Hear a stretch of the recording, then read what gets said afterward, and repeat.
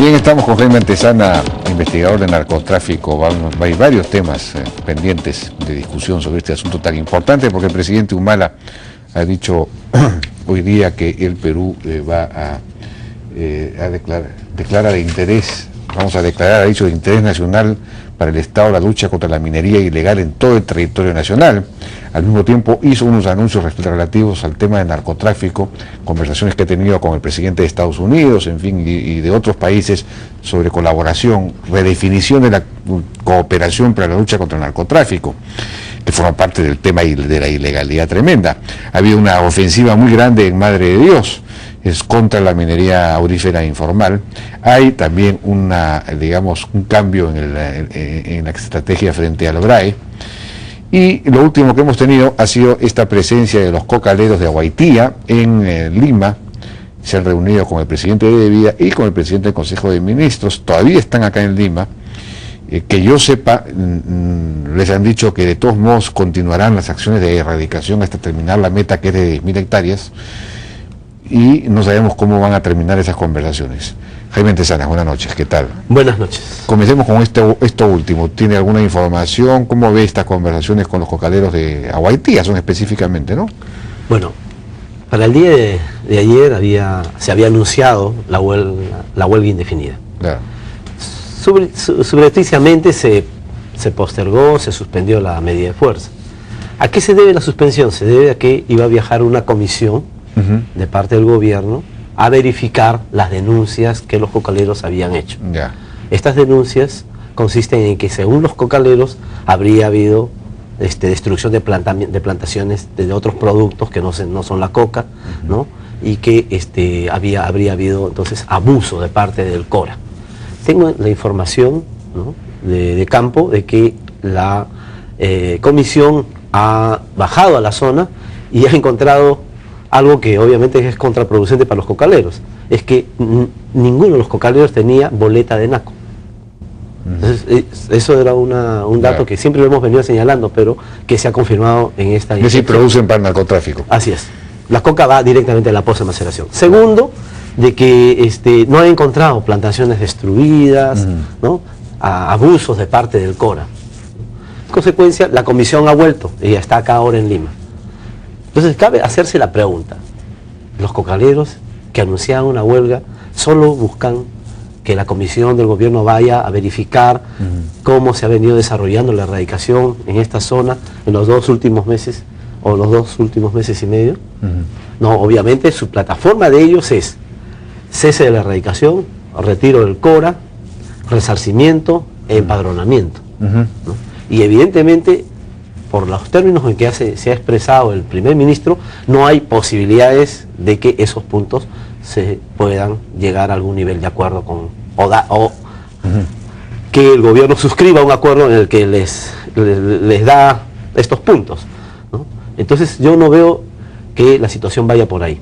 Entonces, ¿qué está pasando con la huelga? La huelga se suspendió, ¿no?, y la organización cocalera está dividida, ¿no? Hay una federación de Huipoca, San Pedro de Chillo, San Juan Bautista, que es el polo más duro de producción de hoja de coca, de cocaína, ¿no?, quien está mucho más fuertemente tirando para la huelga, y están los dirigentes de la asociación provincial, que son los que están negociando acá, ¿no? Ahora, mientras estos cocaleros que están negociando acá, no sabemos, ya deben estar regresando mañana probablemente, no sabemos qué va a pasar, porque si el gobierno no puede conceder a sus puntos, de todos modos algo les ofrecerá, en fin, veremos qué sale de todo eso.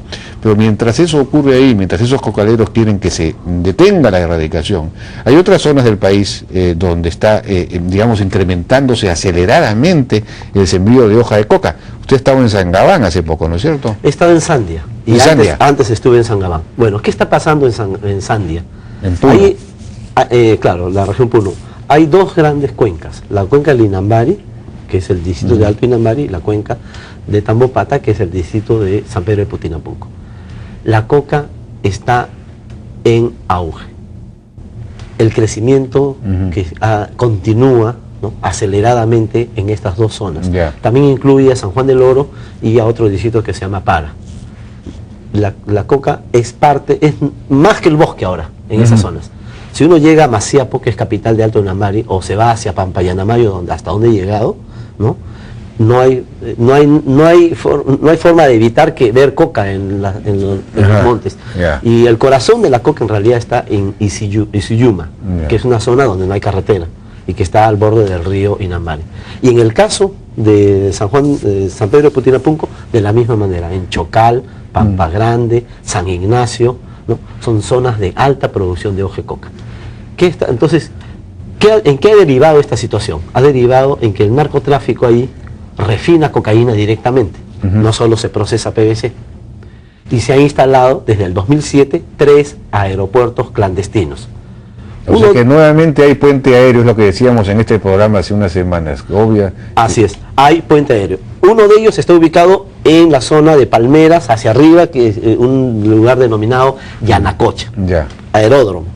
Segundo, en San Ignacio, ya está ubicado en el distrito de San Pedro de Putinapunco. Y el otro se llama Punto 4, 3 puntos identificados en la labor de campo. ¿No? Y estos son aeropuertos que están funcionando activamente todos los días. Las avionetas llevan 200 kilos de clorhidrato de cocaína. Y el destino... ¿Cuántos saldrán al día? No sabes. Digamos que salgan 3 vuelos diarios, ya es realmente de gran envergadura. O sea, acá en el Perú veníamos hablando de que se había detectado un aeródromo justamente en Sandia, en el lugar de Yanacocha, 2, una avioneta en Valle Esmeralda, en el Valle del Río Purimagene, y otra hace poco en Codo del Pozuzo. Pero el hallazgo de esta investigación es que hay 3 aeropuertos clandestinos funcionando, a pesar que en algún momento... Solamente en Sandia. Solamente en Sandia. Y los vuelos son diarios y van hacia Bolivia y su destino final es Brasil. O sea, hay un puente aéreo entre Sandia hacia Bolivia y Brasil, ¿no? Que es bastante activo. Ahora, la situación allá es de una ausencia de la policía clamorosa. Solamente hay una comisaría en Sandia y otra comisaría en San Juan del Oro. Cuando quieren hacerse operativos de destrucción de pozas de maceración o de comisos, la policía tiene que venir de Juliaca o de Puno. Esa es la situación. O sea, es una zona, un área totalmente controlada por el narcotráfico, con la única excepción de la zona donde se produce el café Tunqui, en San Pedro de Putinapunco, y San Juan del Oro, que tiene menos coca, ¿no? Esa es la situación. ¿Aquí habría que entrar a erradicar directamente o cuál sería? No, yo creo que en todos los casos hay que entrar con una estrategia integral que implica desarrollo, erradicación, control de insumos químicos, control del tráfico de drogas y lucha contra el lavado de activos. De acuerdo a los testimonios e investigaciones de campo, hay 6 firmas que operan en la zona. Una de ellas hace poco cayó. Un patrón de esos cayó con una cantidad fuerte de drogas que lo estaba llevando rumbo a Bolivia, ¿no? Pero siguen operando. Ahora, el gobierno, el ministro de Defensa, el general Daniel Mora, estuvo el otro día en este programa, y dijo que ya se estaba actuando en el BRAE con una estrategia mucho más, digamos, certera, en el sentido de que se están controlando los accesos, los militares están participando junto con los policías, digamos, se está controlando el espacio. De modo tal que se ha incautado insumos, se ha incautado cocaína, se ha incautado, en fin, se están controlando todas las rutas, se han cerrado 70 grifos, dijo, y han quedado 3, pero de todos modos sigue, claro, el problema es que esos grifos, él decía, es que por el problema de la ley de dominio, o algo parecido, pues entonces no se puede disponer de la gasolina. Uno cierra el grifo, pero el Estado no puede disponer de la gasolina que está en el grifo por un problema legal. Entonces esa gasolina termina saliendo de todos modos al narcotráfico, aunque esté cerrado el grifo, o por lo menos la gasolina que todavía estaba ahí. En fin, hay ese tipo de problemas, pero en fin, parece haber acción. ¿Cuál es su apreciación acerca de esto? Mira, no voy a negar los 3 operativos de control de grifos y el cierre de los 70 grifos que se ha señalado. Tampoco se va a negar que los militares están participando más del control de insumos químicos, de destrucción de pozas y... También mencionó la destrucción de pozas. Sí. El problema está en que el día de ayer yo vengo de dar una exposición en ADECAEM, que es una instancia de los egresados del CAEM, ¿no? Y hay un profundo malestar respecto a la participación de los militares en la lucha antidrogas. Ellos decían, algunos de ellos decían, ¿qué es eso de ver a un militar que está preparado para la guerra destruyendo una poza de maceración o controlando insumos químicos? Para eso no es las Fuerzas Armadas. Y eso me permite hacer un paralelo con mi viaje a México recientemente. En México hay un balance que se está haciendo respecto a la participación de las Fuerzas Armadas en la lucha contra los carteles, ¿no? de los estados federales del norte. Y hay la sensación de que la presencia militar ha generado más violencia y más violación de derechos humanos. Se ha articulado un movimiento, o se está articulando un movimiento de defensa de los derechos humanos de mucha gente que ahora reclama la necesidad de que el Estado asista a esas a los deudos de esas familias. Entonces, no es posible. Lo que pasa es que en México simplemente se ha declarado la guerra al narcotráfico. Entonces esa guerra, considerando la manera como responden los narcotraficantes, es violenta, ¿no? Entonces no hay nada que hacer, es decir... Entiendo, el asunto es cómo es que, si la pregunta es la siguiente, si la militarización de la lucha contra el narcotráfico nos va a llevar a un camino que permita el debilitamiento del narcotráfico. Y yo creo que ese no es el camino, ¿no? Los militares no pueden estar haciendo clavado de activos, control de insumos químicos, entrando a pequeños grifos del BRAE. Pero por otro lado es absurdo que si los militares tienen bases, por ejemplo en el río N, el río por donde vienen una serie de insumos químicos y sale cocaína también por esa vía fluvial.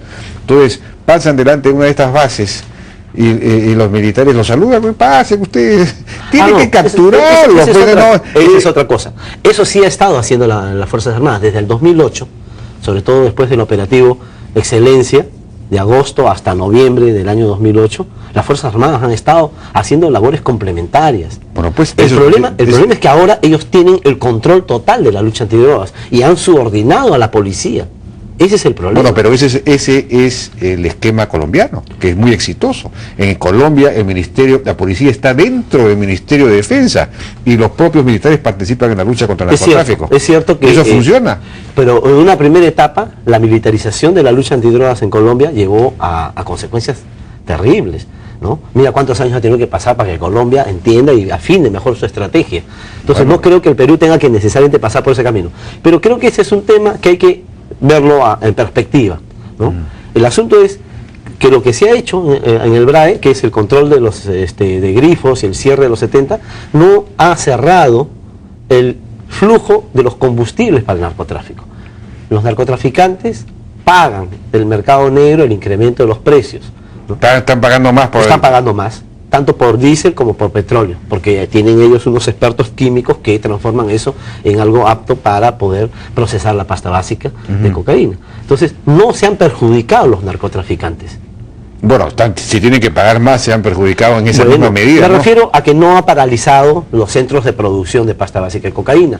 El narcotráfico eso lo incorpora al costo final. Pero entonces significa que si han cerrado los grifos, o está ocurriendo que de todos modos la gasolina que está adentro está saliendo de manera está saliendo pues de manera subrepticia, o está entrando de todos modos gasolina o combustible pese a los controles. Así es. El problema es que no solo se tiene que hacer el cierre de los grifos, ¿no?, y controlar el combustible, en este caso el diésel, que es muy importante, sino que tiene que hacerse algo más, y creo que ya han anunciado. Uno, el establecimiento de las garitas de control.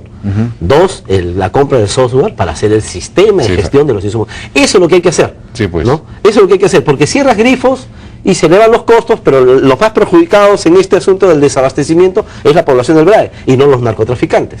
Entonces, ese es el problema que hoy está viviendo el BRAE, que los narcotraficantes están tranquilos. Ellos están obteniendo el combustible y el diésel de los grifos formales, de los tres, están recibiendo combustible que está viniendo desde Atalaya, por los ríos, Río Tambo, Río N, Río Apurímac, está entrando por los insumos químicos que entran por Guajana y por Huancarama, ¿no?, que descienden hacia la Oreja de Perro o hacia Vilcabamba.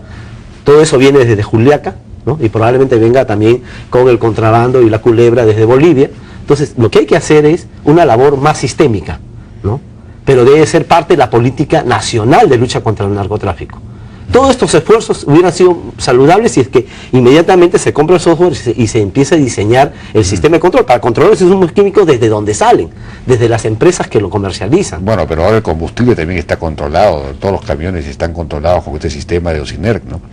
Entonces, hay muchas cisternas que van por fuera y que no tienen... Bueno, pero eso ya no tiene nada que ver con el sistema de control, entonces eso es un problema de control físico. No, eso ya hay que, o sea, por eso hay que controlar todo, no basta con una acción policial o una acción concreta en grifo solamente.